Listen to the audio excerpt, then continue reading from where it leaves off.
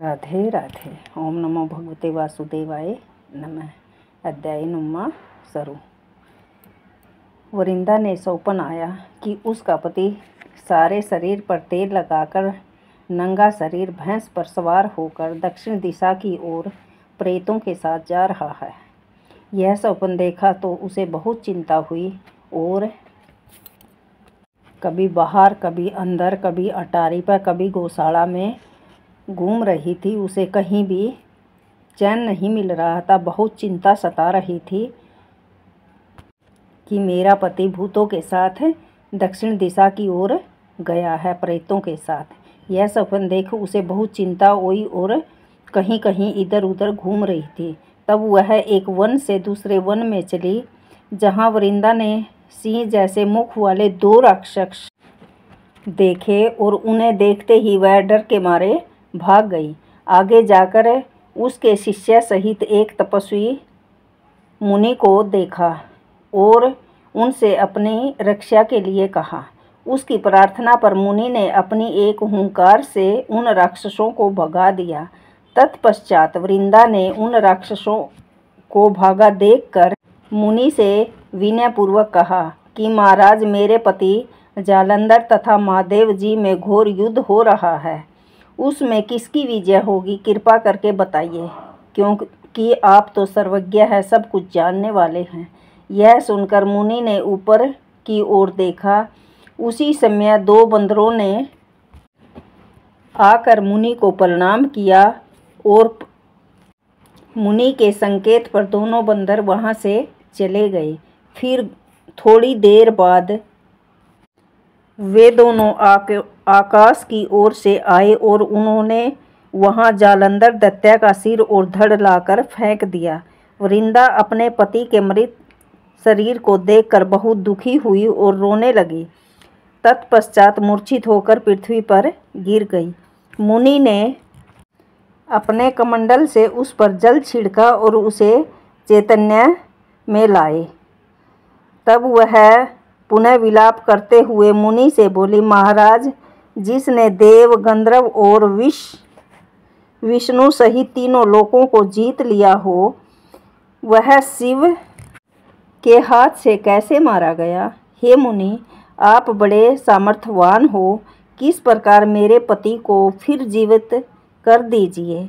तब मुनि कहने लगे कि शिवजी के हाथ से मरे हुए को कोई जीवित नहीं कर सकता, परंतु फिर भी तुम पर कृपा करके हम इसको जीवित कर देते हैं। ऐसा कहकर मुनि अंतर्ध्यान हो गए और जालंधर जीवित होकर वृंदा के साथ प्रेम लाभ करता हुआ आलिंगन वृद्ध हो गया।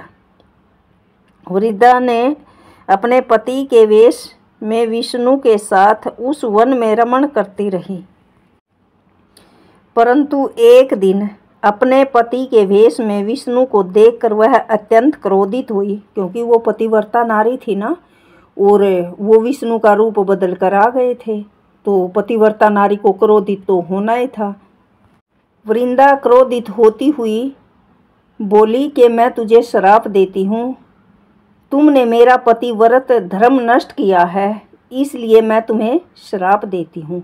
निश्चय ही वह कपट मुनि तुम ही थे, और तुमने जो दो राक्षसों कपट के बनाए थे, वही कालांतर में तुम्हारी स्त्री का हरण करेंगे, और जो तुम्हारा शिष्य था वह बंदर रूप धारण कर तुम्हारी सहायता करेगा। फिर कहा कि तुम पत्थर हो जाओ, शिला हो जाओ। नारद जी कहने लगे कि हे राजा पृथु, भगवान कृष्ण ने देवताओं तथा अपने भक्तों के कार्य के लिए पतिव्रता वृंदा का यद्यपि शील हर लिया, परंतु वे मन ही मन अत्यंत दुखी हुए और बोले कि हे वृंदे, मैंने तुम्हारे श्राप को ग्रहण किया, इसलिए मैं अवश्य शिला रूप में हो जाऊंगा, परंतु तुम भी वृक्ष रूप होकर मुझको मिलोगी।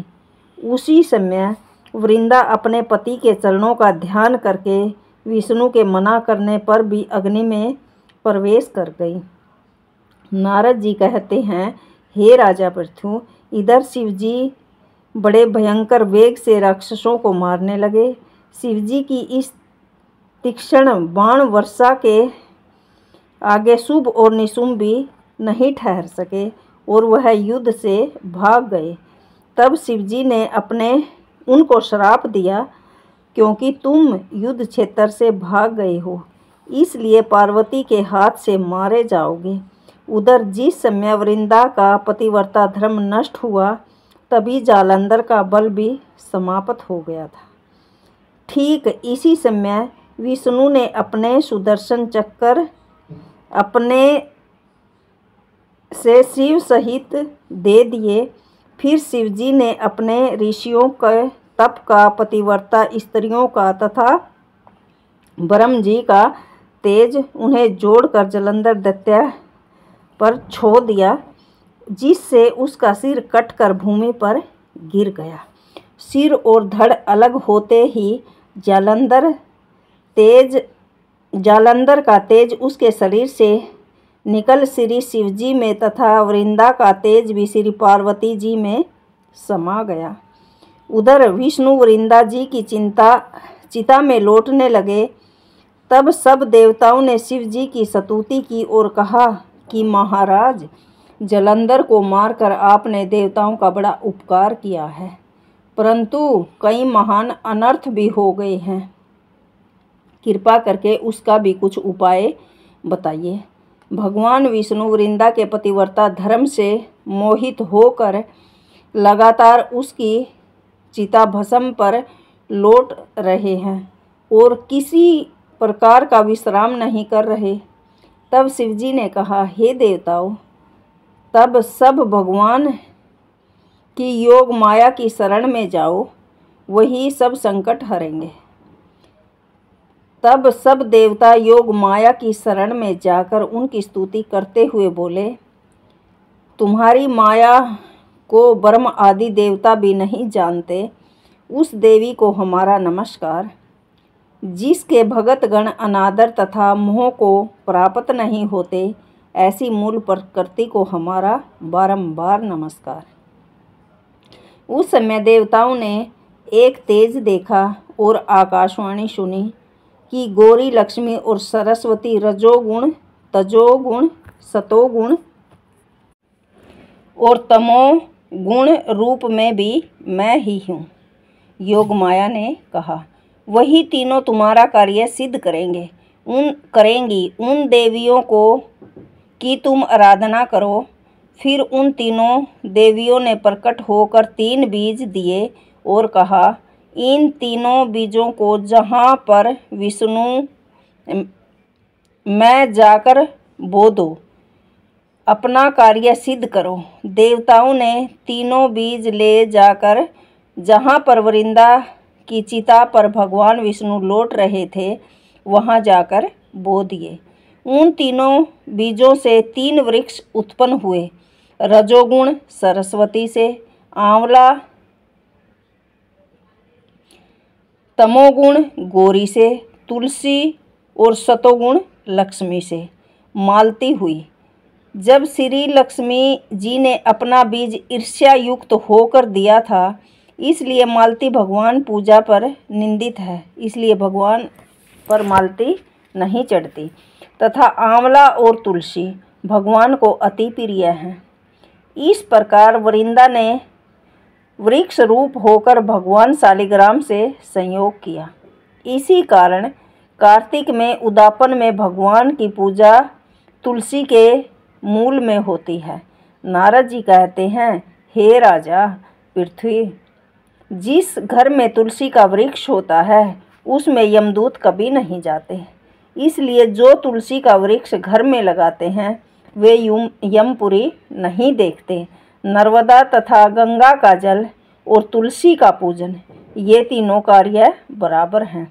जो मनुष्य तुलसी तथा आंवले की छाया में अपने पितरों का श्राद्ध करता है, उनके पितर मोक्ष को प्राप्त हो जाते हैं।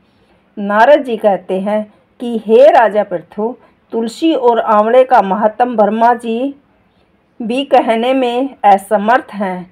जो कोई इस कथा को पढ़ता अथवा सुनता है, वह भी मोक्ष को प्राप्त हो जाता है। ओम नमो भगवते वासुदेवाय नमः। 9वां अध्याय संपूर्ण।